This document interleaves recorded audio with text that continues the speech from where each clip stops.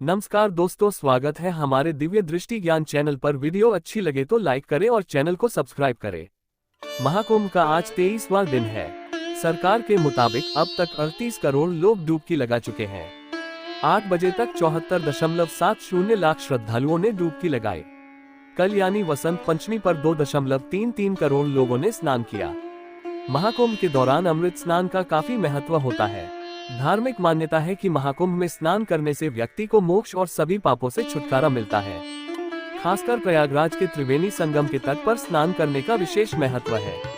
वहीं इस बार महाकुंभ 2025 में कुल 6 अमृत स्नान होंगे, जिसमें पहला स्नान पौष पूर्णिमा यानी 13 जनवरी को किया जा चुका है। वहीं दूसरा शाही स्नान 14 जनवरी को मकर संक्रांति के दिन आयोजित किया गया था। इसके बाद तीसरा 29 जनवरी को मौनी अमावस्या के दिन और 2 फरवरी को वसंत पंचमी के दिन चौथा शाही स्नान किया जाएगा। इसके अलावा आखिर के 2 शाही स्नान 12 फरवरी माघ पूर्णिमा और 26 फरवरी महाशिवरात्रि के दिन किए जाएंगे। ऐसे में अगर आप भी सभी प्रकार के पापों से मुक्ति पाना चाहते हैं तो महाकुंभ में शाही स्नान करने के लिए जरूर जाएं। माघ पूर्णिमा की व्रत कथा। हिंदू धर्म में धार्मिक और आध्यात्मिक दृष्टि से विशेष महत्व रखने वाली माघ पूर्णिमा को बहुत ही पुण्यफल देने वाली माना जाता है।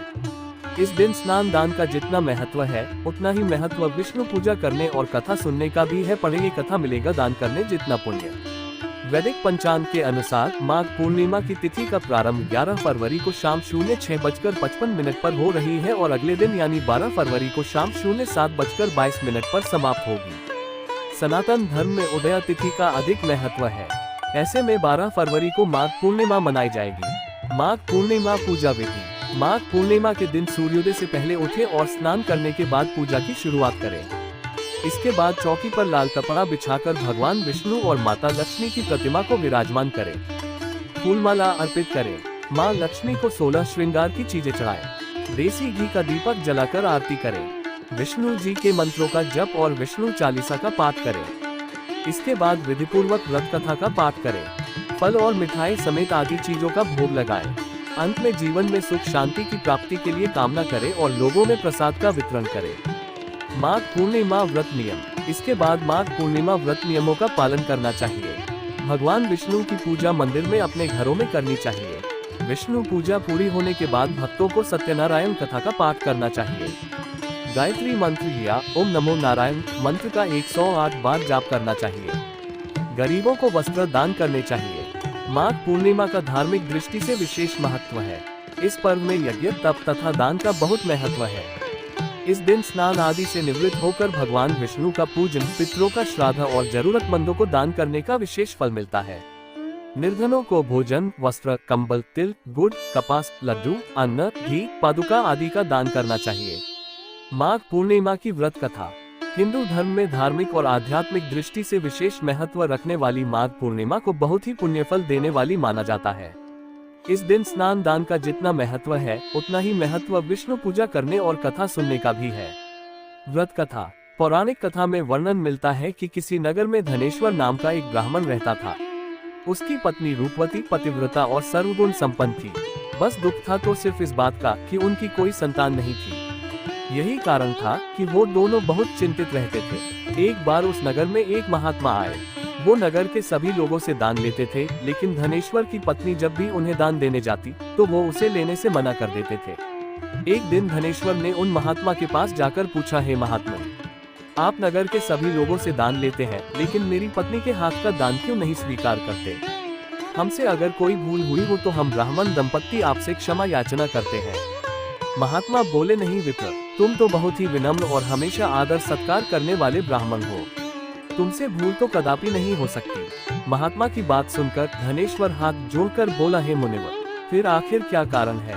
कृपया हमें उससे अवगत कराएं। इस पर महात्मा बोले, हे विप्र, तुम्हारे कोई संतान नहीं है और जो दंपत्ति निसंतान हो उसके हाथ से भिक्षा लेना अधम या पापी के हाथ से भिक्षा ग्रहण करने के समान है। तुम्हारे द्वारा दिया गया दान लेने के कारण मेरा पतन हो जाएगा। बस यही कारण है कि मैं तुम दंपत्ति से दान स्वीकार नहीं करता। महात्मा के ये वचन सुनकर धनेश्वर उनके चरणों में गिर पड़ा और विनती करते हुए बोला, हे महात्मा, संतान न होना ही तो हम पति पत्नी के जीवन की सबसे बड़ी निराशा है। यदि संतान प्राप्ति का कोई उपाय हो तो बताने की कृपा करें मुनिवर। ब्राह्मण का दुख देखकर महात्मा बोले, हे विप्र, तुम्हारे इस कष्ट का एक निवारण अवश्य है। तुम 16 दिनों तक श्रद्धापूर्वक काली माता की पूजा करो। माँ प्रसन्न होंगी तो उनकी कृपा से अवश्य तुम्हें पुत्र रत्न की प्राप्ति होगी। इतना सुनकर धनेश्वर बहुत खुश हुआ। उसने कृतज्ञता पूर्वक महात्मा का आभार प्रकट किया और घर आकर पत्नी को सारी बात बताई। पति पत्नी को महात्मा के द्वारा बताए गए उपाय से आशा की एक किरण दिखाई दी और धनेश्वर माँ काली की उपासना के लिए वन चला गया। ब्राह्मण ने पूरे 16 दिन तक काली माता की पूजा की और उपवास रखा। उसकी भक्ति देखकर और विनती सुनकर माँ ब्राह्मण के सपने में आई और बोली, हे धनेश्वर, तू निराश मत हो, मैं तुझे संतान के रूप में पुत्र रत्न की प्राप्ति का वरदान देती हूँ, लेकिन 16 साल की अल्पायु में ही तेरे पुत्र की मृत्यु हो जाएगी।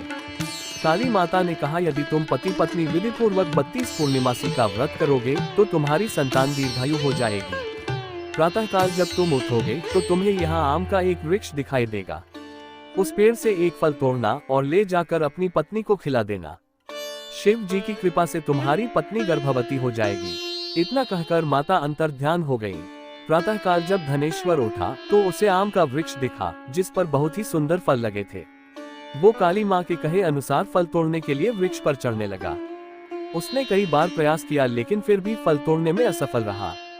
तभी उसने विघ्नहर्ता गणेश भगवान का सुमिरन किया और गणपति की कृपा से इस बार वो वृक्ष पर चढ़कर फल तोड़ लाया। धनेश्वर ने अपनी पत्नी को वो फल दिया जिसे खाकर वो कुछ समय बाद गर्भवती हो गई। दंपत्ति काली माँ के निर्देश के अनुसार हर पूर्णिमा पर दीप जलाते रहे। कुछ दिन बाद भगवान शिव की कृपा हुई और ब्राह्मण की पत्नी ने एक सुंदर बेटे को जन्म दिया जिसका नाम उन्होंने देवीदास रखा। जब पुत्र 16 वर्ष का होने को हुआ तो माता पिता को चिंता होने लगी कि इस वर्ष उसकी मृत्यु निश्चित है। दंपत्ति ने देवीदास के मामा को बुलाया और कहा, तुम देवीदास को विद्या अध्ययन के लिए काशी ले जाओ और 1 वर्ष बाद वापस आना। दंपत्ति पूरी आस्था के साथ पूर्णिमासी का व्रत कर पुत्र के दीर्घायु होने की कामना करते रहे। इधर काशी प्रस्थान के बाद मामा भांजे एक गाँव से गुजर रहे थे। वहाँ एक कन्या का विवाह हो रहा था, परंतु विवाह होने से पूर्व ही उसका वर अंधा हो गया। तभी वर के पिता ने देवीदास को देखा और मामा से कहा, तुम अपना भांजा कुछ समय के लिए हमें दे दो, विवाह संपन्न हो जाए उसके बाद ले जाना। ये सुनकर मामा ने कहा, यदि मेरा भांजा ये विवाह करेगा तो कन्यादान में मिले धन आदि पर हमारा अधिकार होगा। वर के पिता ने मामा की बात स्वीकार कर ली और देवीदास के साथ कन्या का विवाह संपन्न हो गया। इसके पश्चात देवीदास पत्नी के साथ भोजन करने बैठा लेकिन उसने उस थाल को हाथ नहीं लगाया। ये देखकर पत्नी बोली, स्वामी, आप भोजन क्यों नहीं कर रहे हैं? आपके चेहरे पर ये उदासी कैसी? तब देवीदास ने सारी बात बताई। ये सुनकर कन्या बोली, स्वामी, मैंने अग्नि को साक्षी मानकर आपके साथ फेरे लिए हैं। अब मैं आपके अलावा किसी और को अपना पति स्वीकार नहीं करूंगी। पत्नी की बात सुनकर देवीदास ने कहा, ऐसा मत कहो, मैं अल्पायु हूँ। कुछ ही दिन में 16 वर्ष की आयु होते ही मेरी मृत्यु निश्चित है। लेकिन पत्नी ने कहा, जो भी उसके भाग्य में लिखा होगा वो उसे स्वीकार है। देवीदास के बहुत कहने पर भी जब वो नहीं मानी तो देवीदास ने उसे एक अंगूठी दी और कहा, मैं विद्या अध्ययन के लिए काशी जा रहा हूँ, लेकिन तुम मेरे जीवन मरण के बारे में जानने के लिए एक पुष्प वाटिका तैयार करो। उसमें भांति भांति के पुष्प लगाओ और उन्हें जल से सींचती रहो। यदि वाटिका हरी भरी रहे, पुष्प खिले रहे तो समझना कि मैं जीवित हूँ, और जब ये वाटिका सूख जाए तो मान लेना कि मेरी मृत्यु हो चुकी है। इतना कहकर देवीदास काशी चला गया। प्रातः काल जब कन्या ने दूसरे वर को देखा तो बोली, ये मेरा पति नहीं है, मेरा पति काशी पढ़ने गया है। यदि इसके साथ मेरा विवाह हुआ है तो बताए कि रात्रि में मेरे और इसके बीच क्या बातें हुई थी और इसने मुझे क्या दिया था। ये सुनकर वर बोला, मुझे कुछ नहीं पता, और पिता पुत्र लज्जित होकर चले गए। उधर एक दिन प्रातःकाल एक सर्प देवीदास को डसने के लिए आया, लेकिन उसके माता पिता द्वारा किए जाने वाले पूर्णिमा व्रत के प्रभाव के कारण वो उसे डस नहीं पाया। तत्पश्चात काल स्वयं वहां आए और उसके शरीर से प्राण निकालने लगे। देवीदास मूर्छित होकर गिर पड़ा। तभी वहां माता पार्वती और शिव जी आए। देवीदास को मूर्छित देखकर देवी पार्वती बोली, हे स्वामी, देवीदास की माता ने 32 पूर्णिमा का व्रत रखा था, उसके फलस्वरूप कृपया आप इसे जीवन दान दें। माता पार्वती की बात सुनकर भगवान शिव ने देवीदास को पुनः जीवित कर दिया। इधर देवीदास की पत्नी ने देखा कि पुष्प वाटिका में एक भी पुष्प नहीं रहा। वो जान गई कि उसके पति की मृत्यु हो चुकी है और रोने लगी। तभी उसने देखा कि वाटिका पुनः हरी भरी हो गई है। ये देखकर वो बहुत प्रसन्न हुई। उसे पता चल गया कि देवीदास को प्राणदान मिल चुका है। जैसे ही देवीदास 16 वर्ष का हुआ, मामा भांजा काशी से वापस चल पड़े। रास्ते में जब वो कन्या के घर गए तो उसने देवीदास को पहचान लिया और अत्यंत प्रसन्न हुई। धनेश्वर और उसकी पत्नी भी पुत्र को जीवित पाकर हर्ष से भर गए। माघ पूर्णिमा माघ मास का आखिरी दिन है। इसके अगले दिन से फाल्गुन का महीना शुरू हो जाता है। माघ पूर्णिमा को माघी पूर्णिमा के नाम से भी जाना जाता है। हर महीने के शुक्ल पक्ष की अंतिम तिथि को पूर्णिमा की है और नए महीने की शुरुआत होती है। माघ पूर्णिमा के दिन व्रत रखने वाले व्यक्ति पर भगवान माधव प्रसन्न रहते हैं और उन्हें सुख, सौभाग्य, धन, संतान और मोक्ष प्रदान करते हैं। इस दिन चंद्रमा अपनी पूर्ण कलाओं में होता है। पौराणिक मान्यता के अनुसार माघ पूर्णिमा पर जगत के पालन करता भगवान श्री हरि, विष्णु और हनुमान जी की पूजा करने से सुखों की प्राप्ति होती है और भक्तों की मनोकामनाएं पूर्ण होती है। माघ पूर्णिमा पर ये दान का 32 गुना फल प्राप्त होता है, इसलिए इसे 32वीं पूर्णिमा कहा जाता है। इस दिन पितरों का तर्पण करने और उनके नाम का दान करने से पितरों का आशीर्वाद बना रहता है। इस दिन माना जाता है कि माघ माह में देवता पृथ्वी पर आते हैं और मनुष्य रूप धारण करके प्रयागराज में स्नान, दान और जाप करते हैं। माघ के महीने में माघ मेला भी आयोजित किया जाता है। पौराणिक मान्यता है कि जो स्त्रियां श्रद्धापूर्वक पूर्णिमा का व्रत रखती हैं और कथा सुनती हैं, उन्हें संतान का सुख मिलता है, संकट से मुक्ति मिलती है और समस्त मनोकामनाएं पूरी होती है। सभी पूर्णिमाओं में माघी पूर्णिमा का महत्व काफी अलग है। माघी पूर्णिमा पर तीर्थ की नदियों में स्नान का बहुत महत्व है। खासतौर पर उत्तर प्रदेश के प्रयागराज के संगम तट पर स्नान का विशेष महत्व है। माघ मास की पूर्णिमा पर चंद्रमा मघा नक्षत्र में होता है तथा सिंह राशि में स्थित होता है, इसलिए यह मास माघ कहलाता है। तीर्थराज प्रयाग में कल्पवास की परंपरा है। एक महीने तक हजारों लोग संगम किनारे रहकर व्रत और रोज संगम में स्नान करते हैं। शास्त्रों में कहा गया है कि यदि माघ पूर्णिमा के दिन पुष्प नक्षत्र हो तो इस तिथि का महत्व और बढ़ जाता है। जो व्यक्ति इस दिन प्रयाग में गंगा स्नान करता है, उसके सभी मनोकामनाएं पूर्ण होती है और मोक्ष की प्राप्ति होती है। माघी पूर्णिमा पर देवता भी रूप बदलकर गंगा स्नान के लिए प्रयाग आते हैं। गंगा जल और अधिक पवित्र, शुभदायक हो जाता है, इसलिए इस दिन का विशेष महत्व धर्म ग्रंथों में बताया गया है। जो श्रद्धालु तीर्थराज प्रयाग में एक महीने तक कल्पवास करते हैं, माघी पूर्णिमा पर उनके व्रत का समापन होता है।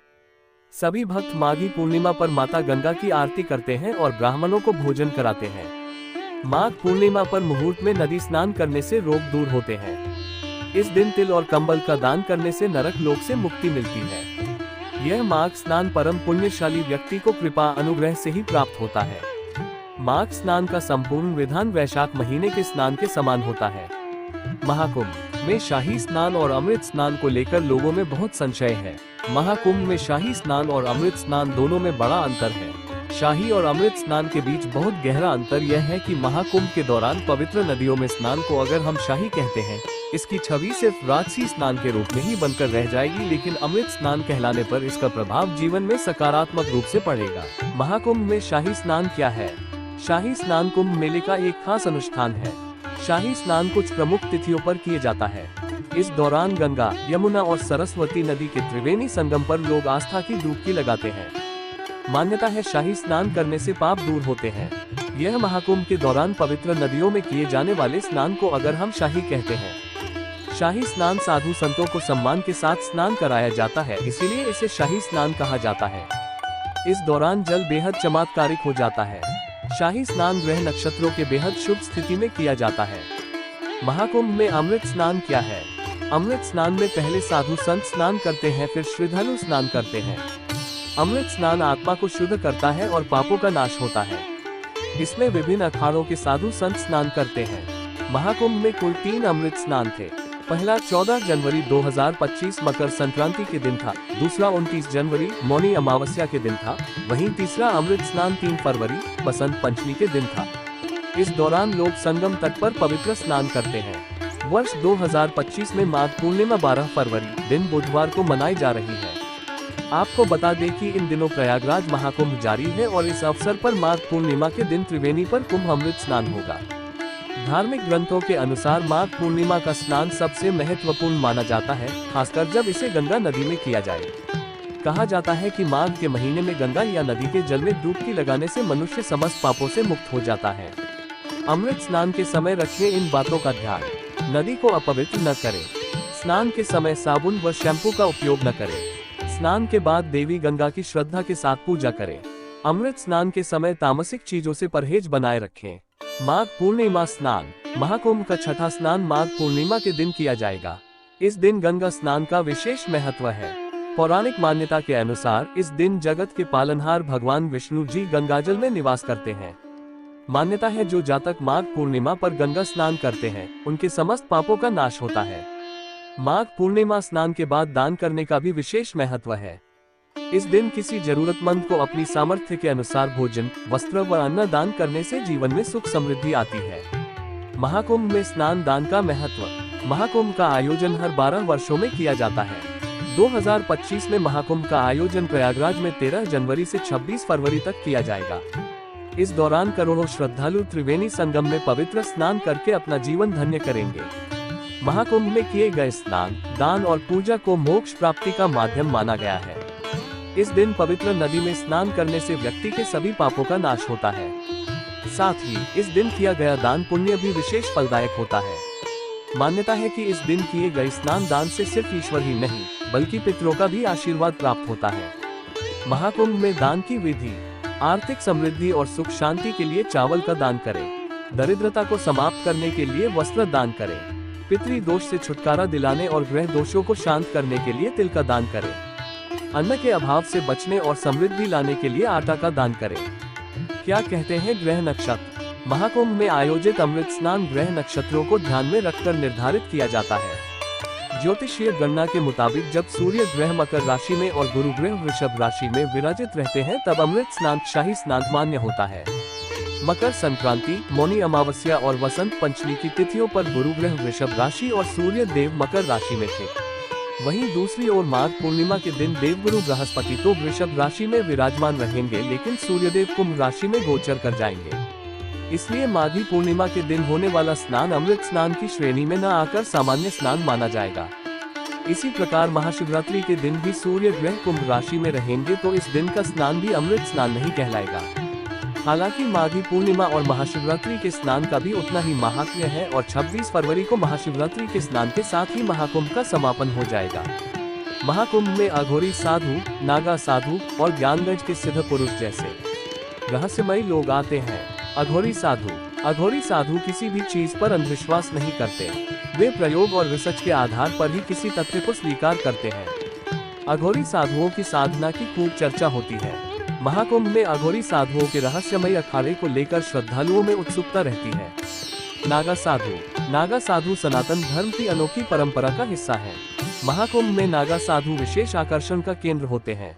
नागा साधुओं को इनके निर्वस्त्र अवतार से पहचाना जाता है। नागा साधुओं को शरीर पर लगी भस्म और लंबी जटाएं भीड़ से अलग बनाती हैं। ज्ञानगंज के सिद्ध पुरुषों को अमरता का वरदान प्राप्त है। कहा जाता है कि ज्ञानगंज में समय ठहरा हुआ है। ज्ञानगंज के तपस्वी टेलीपैथी के जरिए अपने गुरुओं से बात करते हैं। ज्ञानगंज से कई साथी हरिद्वार और प्रयाग के कुंभ मेले में आते हैं। ज्ञानगंज हिमालय पर बसा रहस्यमय शहर जहां कोई नहीं मरता। तिब्बत पृथ्वी पर सबसे सुंदर और अदूषित क्षेत्रों में से एक है। ये सुदूर क्षेत्र न केवल साहसिक प्रेमियों को आकर्षित करता है बल्कि उन यात्रियों को भी आकर्षित करता है जो अपने जीवन में अस्तित्व का गहरा अर्थ खोजने के उद्देश्य से निर्देशित होते हैं। पिछली शताब्दी तक रहस्य में डूबा और अत्यधिक दूरस्थ तिब्बत अभी भी काफी हद तक अज्ञात और अनदेखा है और यह बात इस हिमालयी क्षेत्र को और अधिक दिलचस्प बनाती है। वह है इससे जुड़े विभिन्न मिथक और किंवदंतियां। इस तरह के एक मिथक ने कई लोगों की रुचि पकड़ी है जिससे विभिन्न बहसें, जांच पड़ताल और किताबें सामने आई हैं। कुछ ऐसी चीजें या घटनाएं हैं जो क्या है, क्यों है, इन सभी सवालों पर आज भी प्रश्न चिन्ह बना हुआ है।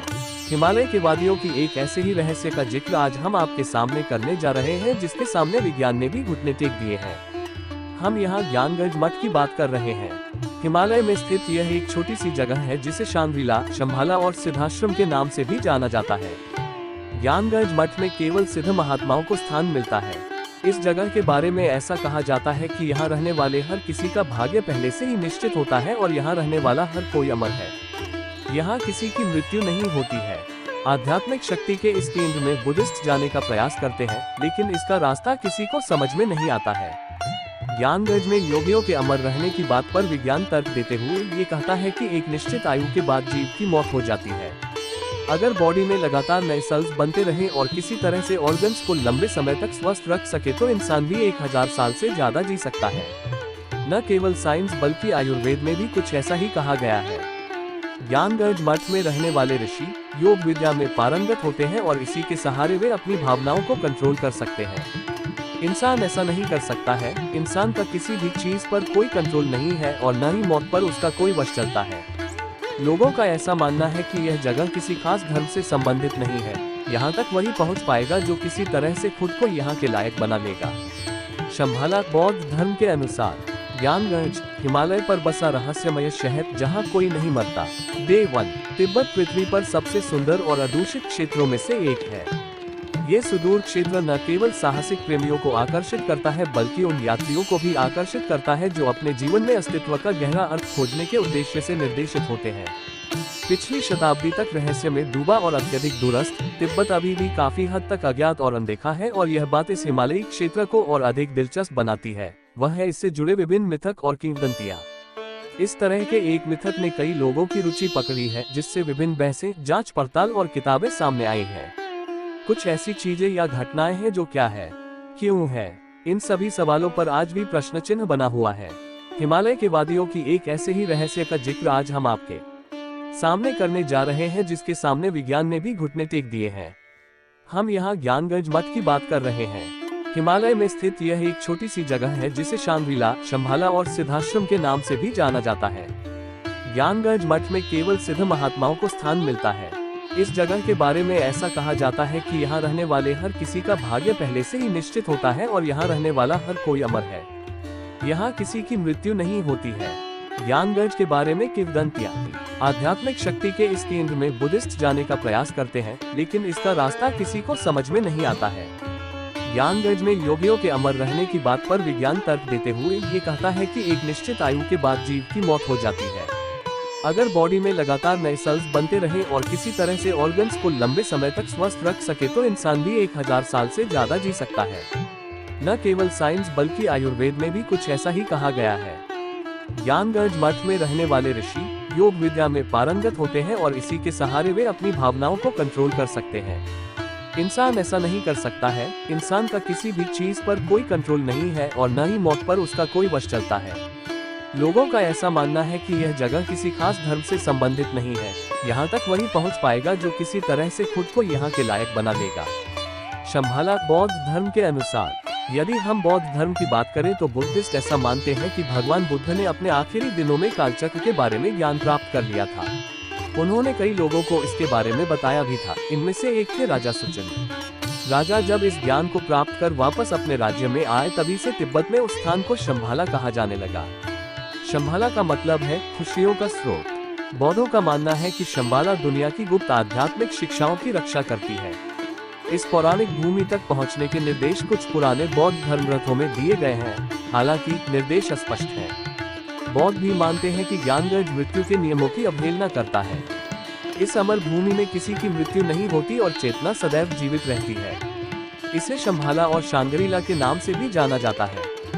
ज्ञानगंज मठ कल्पना या रहस्य। प्राचीन ग्रंथों और मान्यताओं के अनुसार ज्ञानगंज 8 पंखुड़ियों वाले कमल की संरचना जैसा दिखता है। ये बर्फ से ढके पहाड़ों से घिरा हुआ है। जीवन का वृक्ष जो स्वर्ग, पृथ्वी और अधोलोक को जोड़ता है, उसके केंद्र में खड़ा है। जिन लोगों ने ज्ञानगंज या शंभाला को देखा है, उनके लिए ये झिलमिलाता शहर है। इसके रहने वाले अमर हैं जो दुनिया के भाग्य का मार्गदर्शन करने के लिए जिम्मेदार हैं। इस रहस्यमय राज्य के भीतर रहते हुए वे सभी धर्मों और विश्वासों की आध्यात्मिक शिक्षाओं की रक्षा और पोषण करते हैं।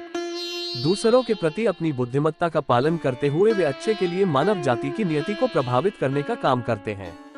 तिब्बती बौद्धों का मानना है कि दुनिया में अराजकता की जब अति हो जाएगी तब इस विशेष भूमि के 25वें शासक पृथ्वी को बेहतर युग के लिए मार्गदर्शन करते दिखाई देंगे। ज्ञानगंज की भौगोलिक स्थिति क्या है? आधुनिक समय में ज्ञानगंज तिब्बत में कैलाश पर्वत और मानसरोवर झील के निकट स्थित है। धार्मिक मान्यता के अनुसार इस जगह पर एक आश्रम है जिसका निर्माण विश्वकर्मा जी ने की है। कहा जाता है कि सैकड़ों ऋषिगण हजारों वर्षों से ध्यान करते देखे जा सकते हैं। इस स्थान के बारे में सर्वप्रथम स्वामी विशुद्धानंद परमहंस ने लोगों को जानकारी दी थी। शांग्रीला एक तिब्बती शब्द है जो शैंग माउंटेन पास से मिलता जुलता है। इसलिए ऐसा लगता है कि यह जगह कुनलुन शेंग माउंटेन की घाटियों में कहीं स्थित है। शांग्रीला घाटी का अनुमानित एरिया 10 वर्ग किलोमीटर है। भारत की सीमा की तरफ से लंपियाधुरा पास शांग्रीला घाटी तक पहुंचने का मार्ग है। ये कैलाश मानसरोवर जाने का प्राचीनतम लेकिन बेहद दुर्गम रास्ता है। 1962 भारत चीन युद्ध के बाद लंपियाधुरा का रास्ता लगभग बंद हो गया है। प्राचीन काल में कैलाश मानसरोवर जाने वाले साधु संत उत्तराखंड के धारचूला से होते हुए गुंजी, कुंटियों, पार्वती ताल होते हुए कैलाश मानसरोवर जाने के लिए लगभग 18,000 फुट की ऊंचाई चढ़कर लंपियाधुरा पास पहुंचते थे। यहां से 1500 फुट नीचे कैलाश मानसरोवर की जड़ में ही शांग्रीला घाटी यानी ज्ञानगंज की अनुमानित स्थिति मानी जाती है, लेकिन चौथे आयाम में होने की वजह से यह आम लोगों की निगाहों से परे माना जाता है। इन बातों से यह स्पष्ट है कि ज्ञानगंज नामक स्थान स्थूल रूप से तिब्बत के किसी विशेष स्थान पर है। यहाँ साधारण व्यक्ति नहीं पहुँच पाते, केवल योगेश्वरी संपन्न योगी या उच्च कोटि के साधक ही जा सकते हैं। अगर हम किंवदंतियों के अनुसार चलें, तो ज्ञानगंज केवल उन लोगों के लिए सुलभ है जो कुशल, सिद्ध योगी या बुरे कर्मों से रहित संत हैं। उनके लिए भी इस जादुई भूमि तक पहुंचना कठिन है, क्योंकि इसके लिए भौतिक बाधाओं और आयामों को पार करना पड़ता है। ये संभव है कि प्राचीन बौद्ध ग्रंथों में ज्ञानगंज तक पहुंचने के लिए कुछ निर्देश हो, लेकिन ये दिशाएं अक्सर दूर और समझने में चुनौतीपूर्ण होती है, जिससे ये किंवदंती पुष्ट होती है कि केवल उच्च सिद्ध योगी ही इसे खोजने की क्षमता रखते हैं।